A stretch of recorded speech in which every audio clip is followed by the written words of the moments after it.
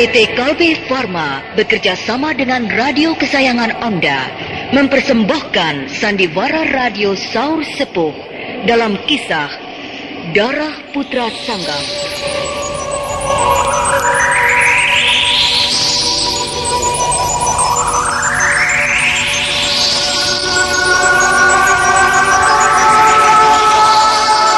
Dalam kisah yang lalu dikisahkan bagaimana Samba membunuh seekor ular besar yang mengancam jiwa Dewi Permoni Suci dan ayahnya, Gusut Raga.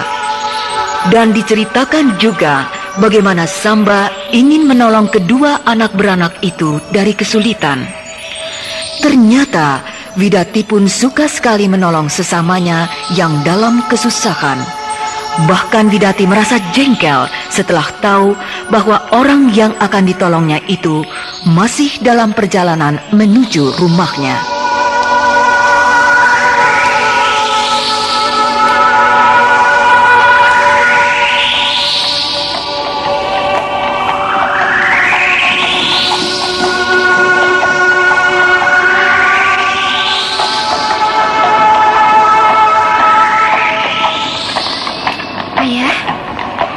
Sudah memasuki tempat yang ramai. Iya. Mungkin inilah yang dinamakan Kadipaten Gunalaga. Kalau begitu, kita sudah sampai, Ayah. Ya, semoga suci ya. Nah, di ujung jalan ini ada kedai.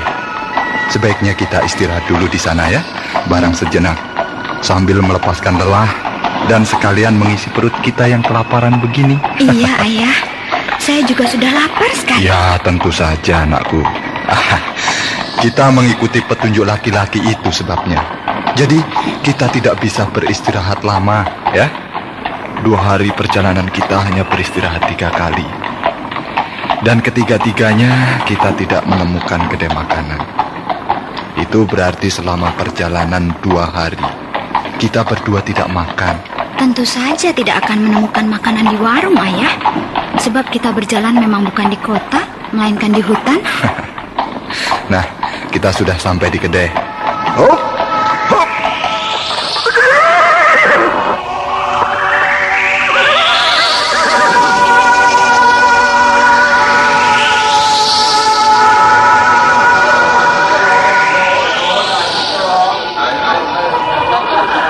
Wah, banyak pengunjung rupanya.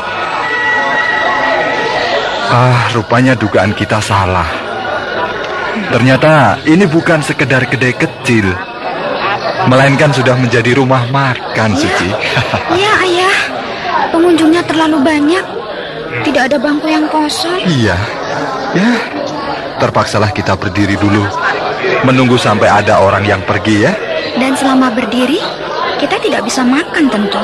Ya, biar cacing-cacing yang ada di perut mati kelaparan terlebih dulu. Ayah. Kalau kita ikut-ikutan mati bagaimana? Ayo. Suci, Suci.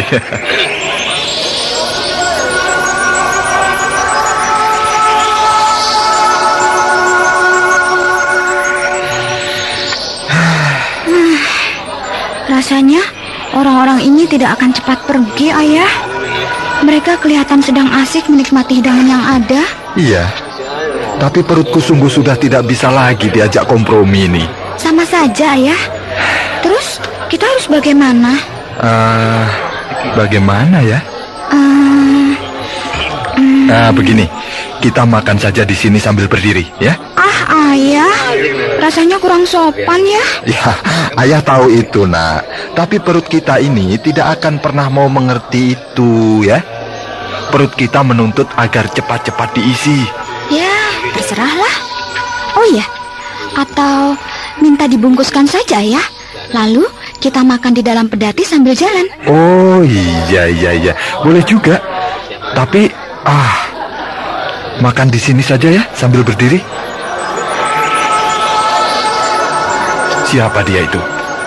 Sejak kita datang tadi, dia selalu memperhatikan kita, terutama aku dan kau. Hati-hati, Nak ya. Nampaknya dia bukan orang baik-baik. Ya, Ayah. Saya pun sudah tahu sejak tadi. Tapi sudahlah, biarkan saja. Dia tuh hanya memandang kita. Itu kan haknya ya. Oh ya, jadi kita makan. Oh, tentu Suci.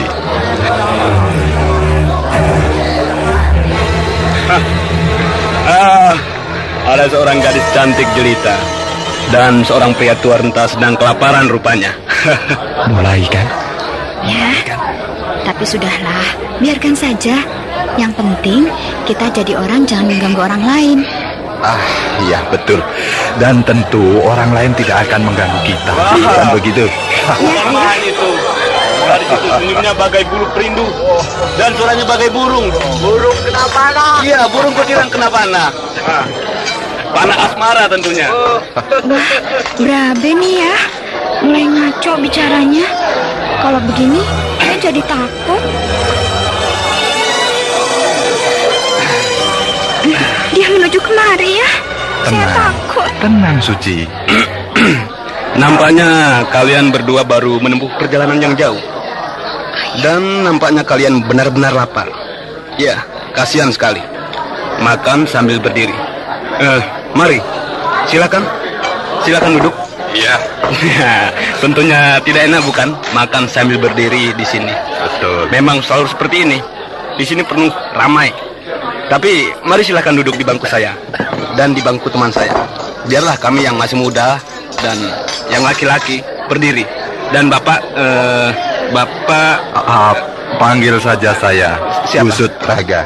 Ya, Bapak Gusut Raga. Nama Bapak ada kemiripan dengan nama saya. Saya Raga Tantra. Tapi ya sudahlah. Lupakan saja soal nama. Dan ini istri Dia adalah anak saya. Oh, Namanya anak. Dewi Permoni Suci. Aduh, nama yang betul indah. Dan lebih dari cocok dengan yang empunya. Betapa indah. Dan saya juga sudah menduga bahwa Panggil saja Suci. Iya, Dik Suci adalah anak Bapak. Karena tidak mungkin kalau Bapak yang setua ini punya istri yang masih muda dan secantik ini. Ya kan? Mari Bapak dan Dik Suci, silakan duduk. Biarlah kami berdua berdiri. Terima kasih. Anda baik sekali. Sekali lagi saya ucapkan terima Sudahlah. kasih. Mari. Sayangkan kalau Dik Suci yang secantik ini harus kehilangan kecantikannya hanya karena berdiri. Tidak lucu bukan? Iya, mari. Saya jadi malu. Tidak perlu malu-malu. Karena Dik Suci memang betul-betul cantik. Mari diteruskan makannya. Dan maaf saya telah mengganggu. Tidak. Saya justru, maksud saya, kami justru yang telah mengganggu Anda. Panggil saja Raga Tantra saya. Iya. Kalau tidak duduk, kami tentunya tidak dapat menikmati santapan ini dengan nikmat, anak muda.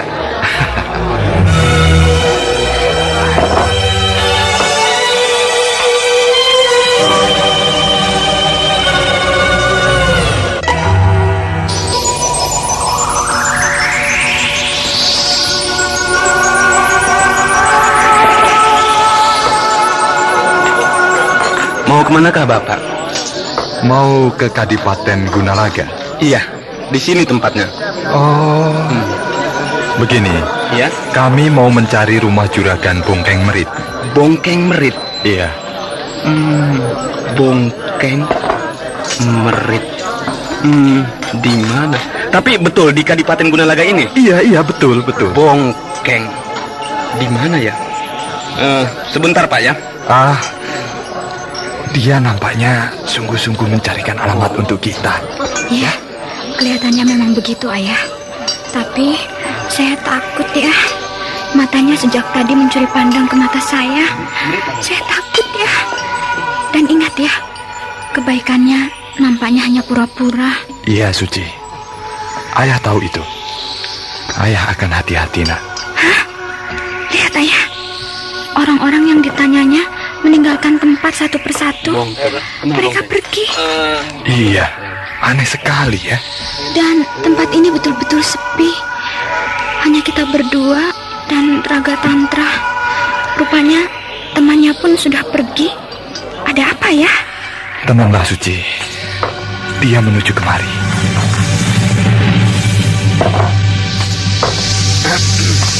Maaf ya, saya tidak berhasil mendapatkan alamat yang Bapak cari. Mereka yang saya tanya tidak pernah mendengar nama itu. Dan mereka segera pergi karena hari sudah mulai gelap. Kedai ini pun sebentar lagi akan tutup. Bagaimana kita ya? Bagaimana kalau malam ini Bapak dan Dik Suci menginap di rumah saya saja? Dan nanti malam saya akan berusaha mendapatkan alamat yang dicari. Lantas besok pagi sekali atau agak tengah hari sedikit, kita menuju ke sana. Ayah. Bagaimana? Daripada di penginapan, Pak. Saya sebetulnya tidak mau menyusahkan orang lain, termasuk Nak Raga. Saya tidak pantas menerima pertolongan siapapun. Loh, memangnya kenapa, Pak? Saya tidak merasa repot dengan adanya Bapak dan Dik Suci di rumah saya. Tidak perlu bersedih, Dik Suci. Marilah ke rumah saya. Percayalah, orang tua saya akan menyambut kedatangan Dik Suci dengan senang sekali. Percayalah, bukankah sebagai sesama manusia, kita wajib tolong-menolong. Sudahlah, tidak perlu dipikirkan. Tidak perlu dicari-cari lagi. Singgahlah dan menginap di rumah saya. Bagaimana? Bagaimana nih ya? Percayalah, Dik Suci, saya senang sekali. Apalagi Dik Suci dan Bapak mau tinggal bersama saya untuk selamanya. Terima kasih, Nak Raga. Terima kasih. Baiklah, saya menerima tawaran Nak Raga. Oh, saya senang sekali, Pak. Senang sekali.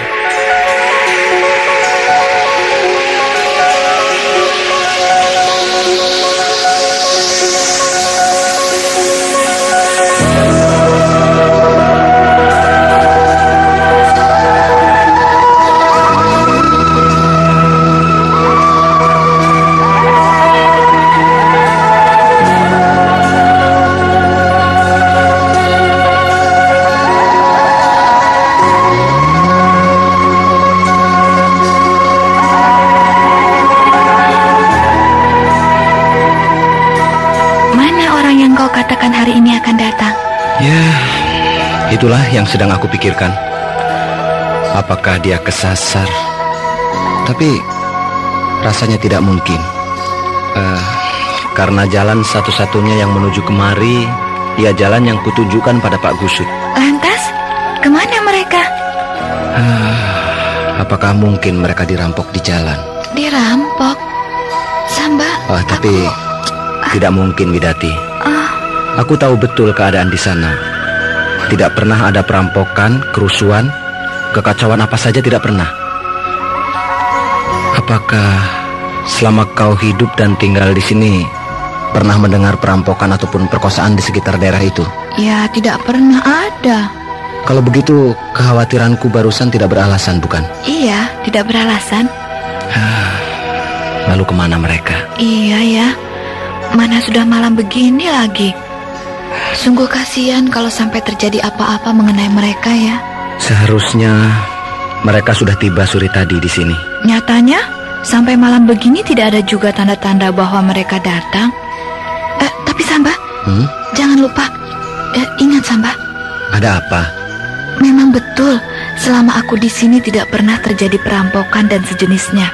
Namun, kau mesti ingat Sambaku, aku hampir mati oleh Dewa Maut. Oh, betul Widati. Kau tunggu di rumah. Aku pergi.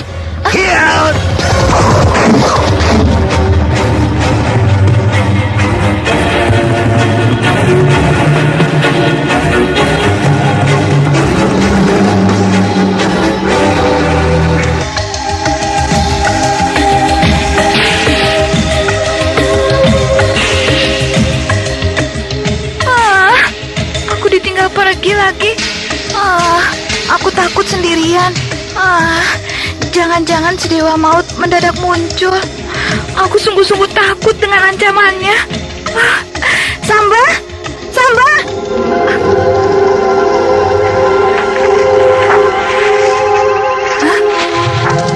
Aduh, kenapa aku selalu menolak jika diajari silat ya?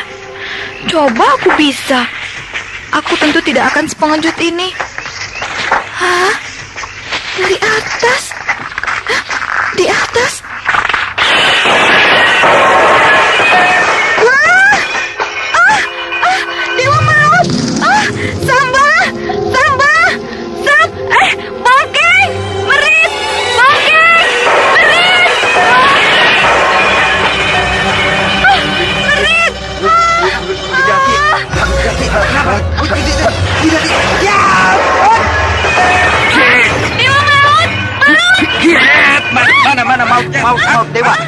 mau kemana? Minggir. Biar aku pecahkan kepalanya dengan jurus macan mencakar bulan nih. Lihat, siap.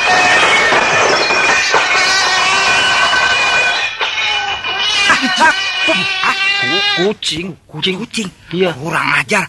Sudah kepala mentanggung. Jurus sudah terlanjur dipasang. Awas, Bang Kayak minggir. Ya, siap.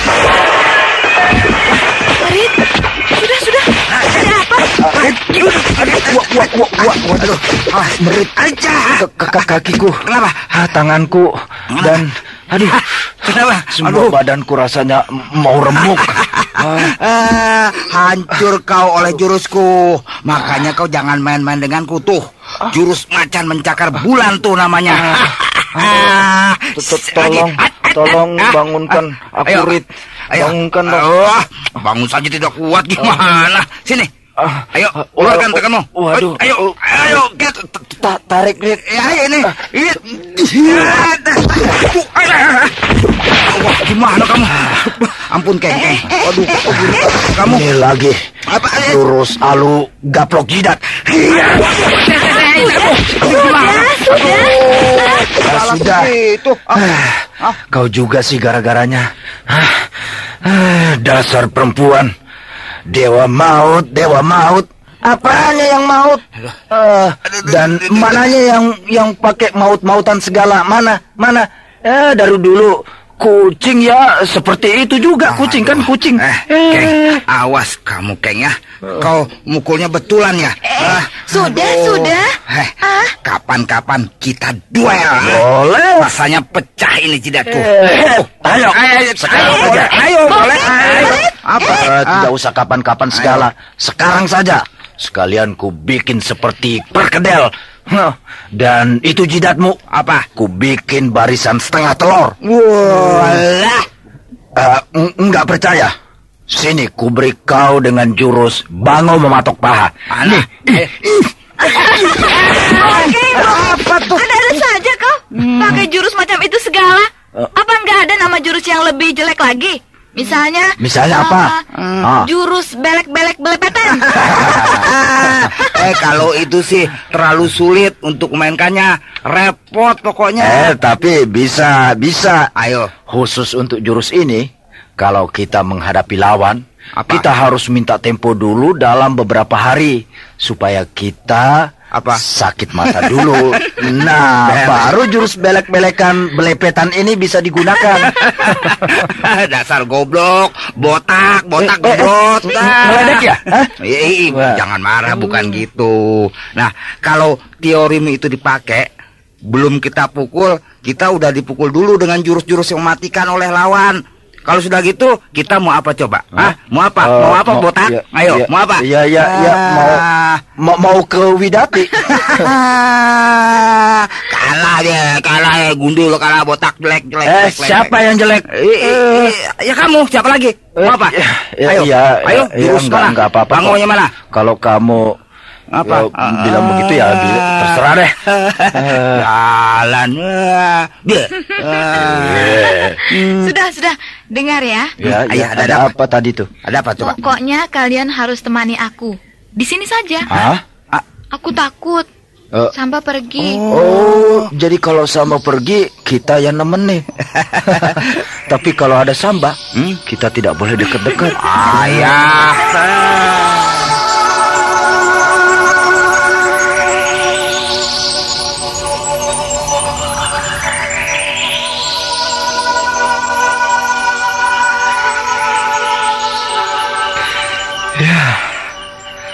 Ayah sudah menduga. Sejak tadi kita berjumpa di warung nasi itu. Raga Tantra memang anak orang kaya. Ayah sudah tahu dari pakaiannya yang mahal dan bagus. Juga sikapnya. Hanya dia yang nampak semaunya sendiri di sana tadi.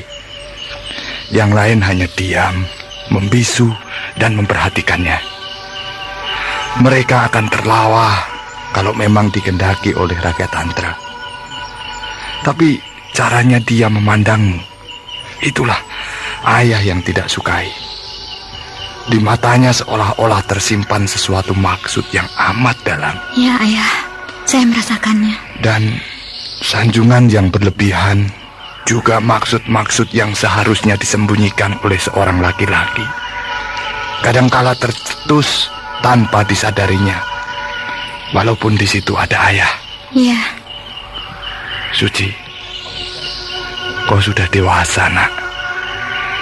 Kau sudah bisa menilai mana yang baik dan mana yang buruk. Umurmu hampir 20 tahun. Hati-hatilah, anakku. Ayah tidak ingin kalau kau terjebak dalam dosa. Ayah tidak ingin kau terjerumus dalam lembah nista. Ayah. Ayah tahu kalau Raga Tantra menyukaimu. Tapi ayah tidak menyukai cara dan sifat-sifatnya. Dia laki-laki yang ceroboh. Dan itu berarti bahwa dia adalah akan ceroboh untuk hidupnya kelak.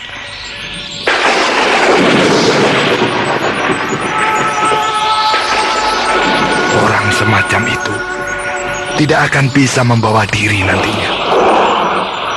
Aduh, hujan datang tiba-tiba. Semoga kamar yang begini indah akan segera sejuk ya, Ayah. Iya. Kamar yang demikian megahnya sejak tadi ayah rasakan panas sekali. Atau barangkali mau turun hujan. Karena menurut pengalaman ayah, apabila hujan mau turun, udara di dalam rumah terasa panas. Bukan penyebab utama ya. Maksudmu, nak? Karena sejak tadi perasaan kita tidak tenang. Kita sejak tadi tegang mengenai pribadi Raga Tantra. Nah, itulah yang membuat ruangan ini panas rasanya. Padahal ruangan ini biasa-biasa saja, sama dengan ruangan yang lainnya. Dan yang panas adalah perasaan kita, jiwa kita, dan tentu saja membuat tubuh kita kegerahan. Iya, betul. Tapi dari mana kau dapatkan semua pengetahuan itu, Suci? Dari ayah. Dari aku? Kerap sekali ayah mengatakan seperti itu. Masa lupa? Aduh, ayah betul-betul sudah pikun barangkali. Ayah betul-betul tidak ingat, nak. Waktu kita jatuh miskin, ayah katakan, jangan terlalu dipikirkan, biasa-biasa saja. Justru ayah mengatakan agar saya menganggap bahwa kita adalah orang kecukupan. Iya. Saya bisa, tapi ayah sendiri malah tidak. Karena ayah selalu memikirkan kemelaratan kita. Juga waktu menempuh perjalanan kemarin, ayah mengatakan kita harus tabah. Tapi baru dua hari tidak makan, ayah sudah ngos-ngosan kelaparan. Padahal ayah menyuruh saya agar menghilangkan perasaan lapar walaupun saya dalam kelaparan. Ayah pelupa. Sudah ngomong.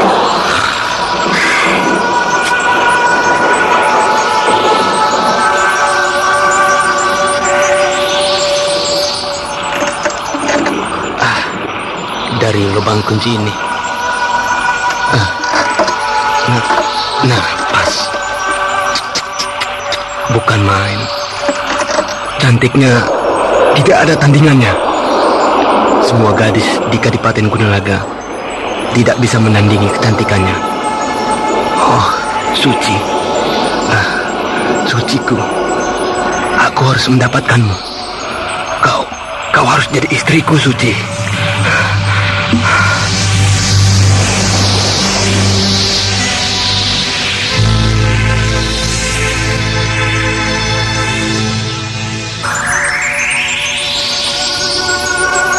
Dengan lapar dan dahaga, akhirnya Pak Gusut dan Dewi Permoni Suci sampai juga di Kadipaten Gunalaga.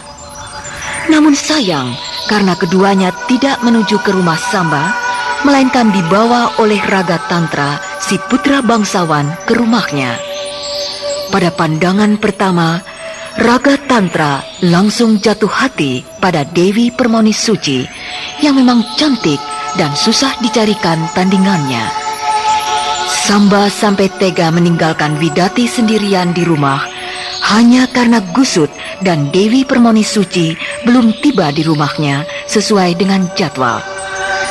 Nah, saudara pendengar yang budiman, untuk melanjutkan cerita ini, Marilah kita ikuti kelanjutan kisah ini yang dipersembahkan oleh PT Kalbe Farma, Jakarta.